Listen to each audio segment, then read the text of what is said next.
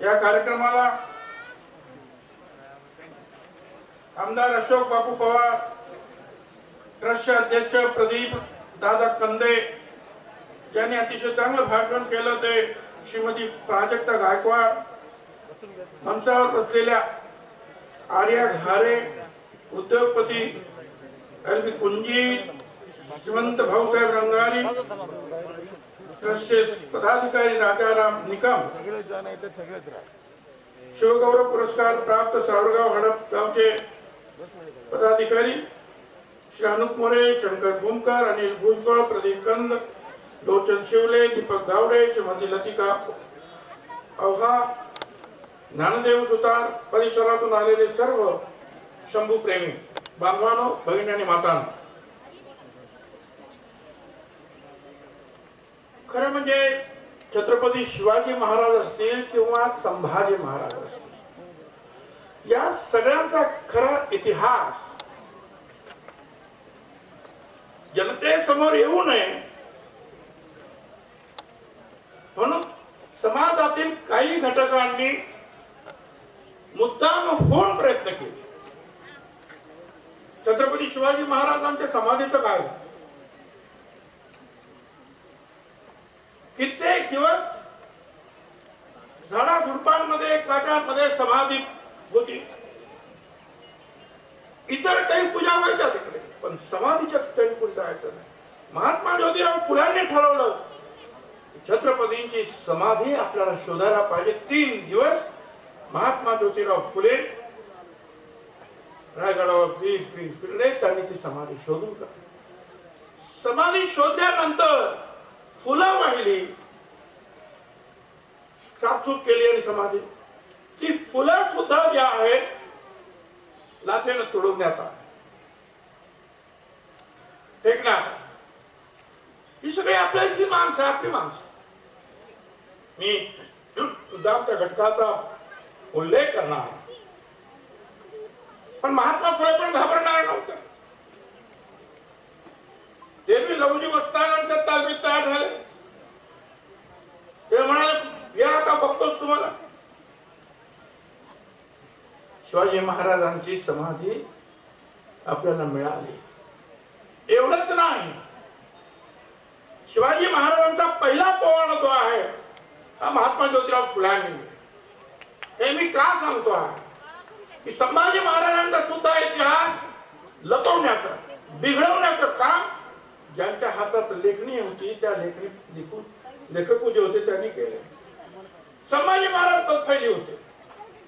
संभाजी महाराजांना काही समजत नव्हतं.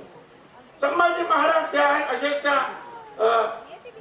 नशेच्या आहारी असताना औरंगजेबाच्या तावडीत सापडले. काय काय काय काय काय काय धन्यवाद दिले पाहिजे खरोखरच त्या मालिकेला डॉक्टर अमोल कोल्हे यांच्या, की त्यांनी संभाजी महाराजांना खऱ्या स्वरूपामध्ये तुमच्या आमच्या पुढे आणलं.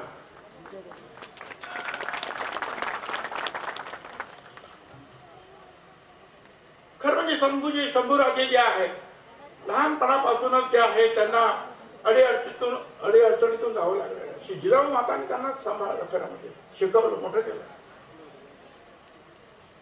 खोडकरपणा होता, बिनधास्तपणा होता,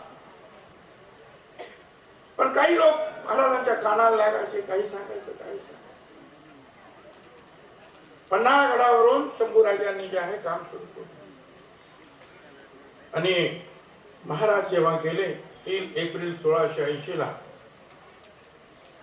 त्यावेळेला बाल राजारामांना बसवून, लहान होते ते, त्यांच्या नावानं तिथल्या काही जे काही कारभारी होते त्यांनी राज्यकारभार हातात घेण्याचा प्रयत्न केला.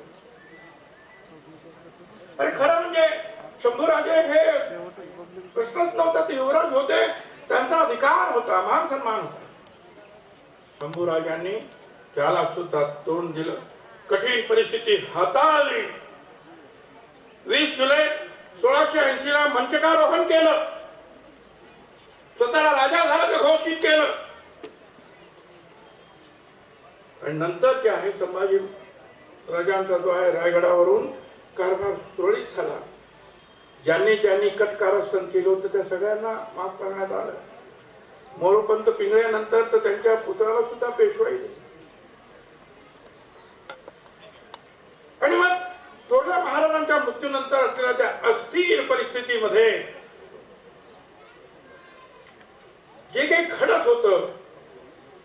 त्यातून शास्त्राच्या अर्थानं ते मंचकार रोहन सुद्धा राज्याभिषेक केला पाहिजे असं सांगण्यात आल्यानंतर शंभूराजांनी 14, 15, 16 जानेवारी 1681 ला विधियुक्त राज्याभिषेक झाला.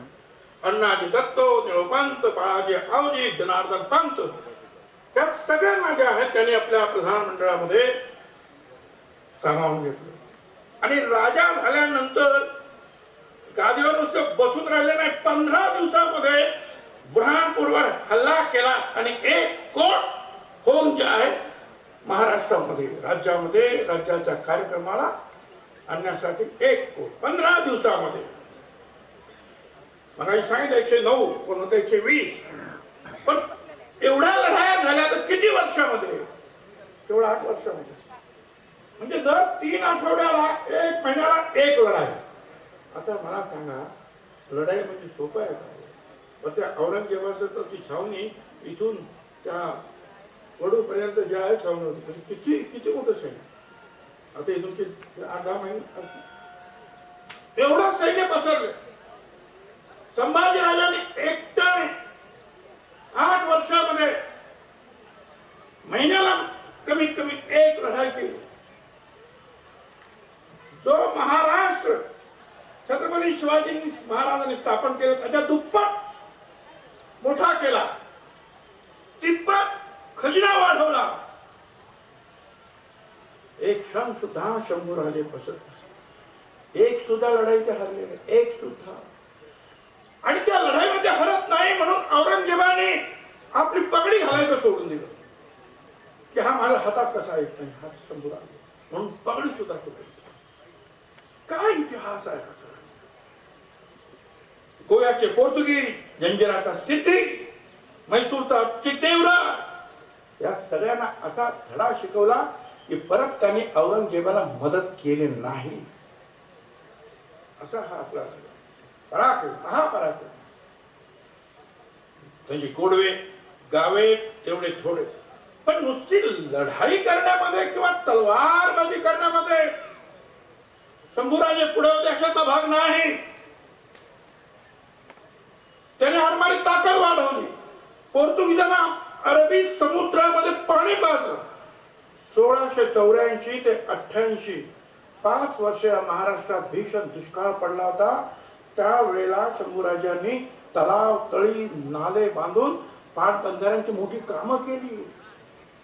कमी सिंचन असताना ही पिकं लावायची त्याच्यावर भर दिला.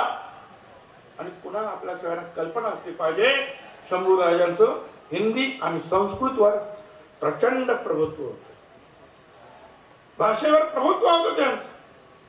बुधभूषण यासारखे अनेक मौलिक ग्रंथ जे आहेत शंभूराजांनी. म्हणजे शंभूराजे, आता मला तुम्ही सांगा, जो मध्ये मध्ये हा इतिहास आम्हाला वाचायला देतो की ते शंभूराजे असे होते तसे होते, मला सांगा एवढ्या भाषांचा अभ्यास, युद्ध नीती शिकायची, कधी वेळ मिळाला या बाकीच्या गोष्टी. पण मुद्दाम होऊन त्यांचा इतिहास वेडा वाकडा लिहिण्याचं काम त्या काळामध्ये झालं. तो इतिहास आम्ही आता बदलायचं काम सुरू केलेलं आहे. छत्रपती शिवाजी महाराजांना एवढंच शंभूराजांचं सुद्धा महत्व आपल्याला कमी लेखून चालणार नाही. या ठिकाणी अनेक काम आहेत. मला तुम्हा सगळ्या कार्यकर्त्यांना मनापासून धन्यवाद द्यायचे की तुम्ही या इतिहासाची जाण घेऊन छत्रपती शंभूराजांचं जे आहे जे स्मारक उभी केली, कार्यक्रम तुम्ही करता आहात. खरं आहे, शंभूराजांच्या लढायांचा अभ्यास आहे. शंभूराजांच्या जीवनाचा पूर्ण ऐतिहासिक दृष्टीनं अभ्यास होऊन सगळ्यांच्या पुढे आला पाहिजे. त्यासाठी आपल्याला प्रयत्न करायला पाहिजे. एका दृष्टिक्षेपामध्ये शंभूराजे म्हणजे कोण हे लक्षात आलं पाहिजे. त्यासाठी इथे शंभू सृष्टी जी आहे निर्माण केली गेली पाहिजे की जशी आपण शिवसृष्टी आपण तयार करतो आणि शिवाजी महाराजांचे सर्व निवडतात त्याप्रमाणे शंभू सृष्टी जी आहे आपण निर्माण करू. त्यासाठी आम्ही तुमच्या पाठीशी जे काही सहकार्य लागेल ते केल्याशिवाय राहणार नाही. एवढ्यानं होणार नाही. खरोखर एक ज्ञानपीठासारखी ज्या निर्माण झालं पाहिजे, इथे लोक आले पाहिजेत, राहिले पाहिजेत, रेस्ट हाऊसेस गेस्ट हाऊसेस बांधले पाहिजे, जेणेकरून लोक येतील आणि इथला इतिहास जो आहे अनेक लोकांकडे गावोगावीमध्ये काही इतिहासाची पानं, इतिहासाच्या स्मृती असतात, त्याचा अभ्यास करावा लागेल आणि हे सगळं जगाच्या समोर जे आहे मांडावं. पर्यटन स्थळ ठीक आहे, त्याचा दर्जा वाढवण्याचं काम ते काय एवढं काय कठीण काम असं मला वाटत नाही. ते आपल्या सगळ्या मंडळीच्या आमदारांच्या सगळ्यांच्या सहकार्याने ताबडतोब एवढंच नाही, शिवसृष्टीचं काम असेल किंवा या ठिकाणी अभ्यासकांना अभ्यास करण्यासाठी वाचनालय असते, सगळ्या गोष्टी कशा मिळतील यासाठी सुद्धा आपण प्रयत्न करू. पण इतिहास मगाशी त्या राजक्का गायकवाड यांनी छान सांगितलं, त्यांनी काम पण छान केलं, त्या बोलल्या सुद्धा फार सुंदर. पण इतिहास हा नुसता वाचायचा नाही तर इतिहास जगायचा. काया छाती वरी कोरली अभिमानाची लेणी, पोलादी मन गटे खेळती खेळती वजे. या ईर्षेनं त्यावेळेला अख्खा भावळा उभा राहिला. प्राणाचं बलिदान दिलं त्यावेळेला मध्ये 12 कोटी लोक करोनाने ग्रस्त आहे. आजच लस देण्याचा कार्यक्रम सुरू झाला. मला तिथे नाशिकला हवं होतं, ते उद्घाटन वगैरे करा. ते म्हटलं शंभू राजांना वंदन करतो आणि मग इकडे येतो, म्हणजे या लढाईत सुद्धा यश मिळेल. पण आपण सुद्धा माझी विनंती नाही की आपण जगलो तरच हे सगळं काम करू शकणार आहोत. जगलो तरच कुटुंबाची सेवा करणार, जगलो तरच समाजाची सेवा करणार, जगलो तरच शंभू स्मारक खऱ्या अर्थानं उभं राहण्यासाठी त्यासाठी जे आहे मास्क वापरला पाहिजे, लस टोचली पाहिजे, स्वतःला सांभाळलं पाहिजे, कुटुंबाला सुद्धा सांभाळलं पाहिजे. हे आपण करूया. आणि महाराष्ट्रातील जे राज्य आहे, सरकार या तुमच्या कार्यक्रमाच्या पाठीमागे निश्चितपणे आहोत. आणि हे सोडून द्या ते मग ते तिकडे त्यांचं बलिदान झालं मध्ये राज्याभिषेक करायचं. अहो प्रत्येक वेळेला जो आहे हा उत्सव स्वरूपामध्ये साजरा करून शंभू राजांचं कार्य जे आहे लोकांसमोर मांडलं पाहिजे. दरवर्षाला लोकांना वाटलं पाहिजे यातलं एक तरी पाऊल, अर्ध तरी पाऊल मला उचलता येईल का माझ्या जीवनामध्ये, समाजासाठी, राज्यासाठी. त्यामुळे परत परत परत हे सगळं लोकांच्या समोर आलं पाहिजे. आमच्या भगिनीनं सुद्धा त्या ओझ्या पुराण वाचण्यापेक्षा जे आहे ना हे शंभू राजांचं, छत्रपती शिवाजी महाराज, जिजामातेचं, महात्मा फुलाचं, सावित्रीबाईंचं, झाशीची राणी अहिल्याबाई होळकर, डॉक्टर बाबासाहेब आंबेडकर हे सगळे वाचा. तो आपला इतिहास आहे. कोणी आपल्यासाठी खस्ता खाल्ला. छत्रपती शिवरायांनी राज्य क्रांती केली, महात्मा ज्योतिराव फुल्यांनी सामाजिक क्रांती केली. हे दोन्ही क्रांतिकारक या देशाचे या महाराष्ट्राच्या मातीत जन्माला आले. महापराक्रमी शंभूराजे या महाराष्ट्राच्या मातीत जन्माला.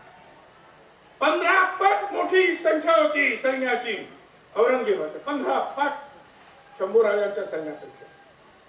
शंभूराजे हाताशी लागत. कधीतरी दुर्दैवाचा फटका येतो.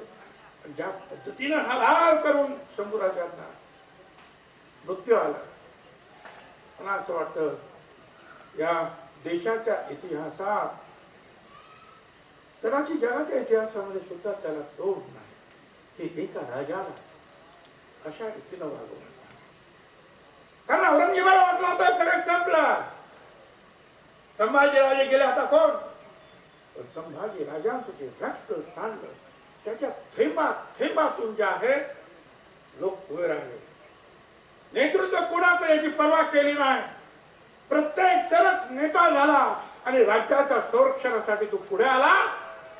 औरंगजेबाला शेवटी या महाराष्ट्राच्या मातीतच दफन व्हावं लागलं. ही प्रेरणा जी मिळाली लढायची ती शंभूराजांच्या सांडलेल्या रक्तातून मिळाली. ही प्रेरणा आजही आपल्याला विसरता कामा नये. त्या दृष्टीने आपण काम केलं पाहिजे. जनतेची सेवा केली पाहिजे, राष्ट्राची राज्याची सेवा केली पाहिजे, शिक्षण घेतलं पाहिजे, शिक्षणाचा उपयोग सगळ्यांना होईल यासाठी प्रयत्न केले पाहिजे. आणि यात शौर्य तुळापूरचं जे आहे महत्व आणखी कसं वाढेल त्यासाठी आणखी ज्या ज्या गोष्टी आपण सांगाल त्या त्या गोष्टीची पूर्तता करण्यासाठी एक एक एक एक एक एक पाऊल आपण पुढे टाकूया. आणि माझी खात्री आहे महाराष्ट्रातले आणि देशातले नव्हे तर जगातले लोक शंभू राजांचा घास करण्यासाठी त्या तुळापुरामध्ये येतील. त्यासाठी आपण प्रयत्नाची पराकाष्ठा करू. धन्यवाद. जय हिंद, जय महाराष्ट्र.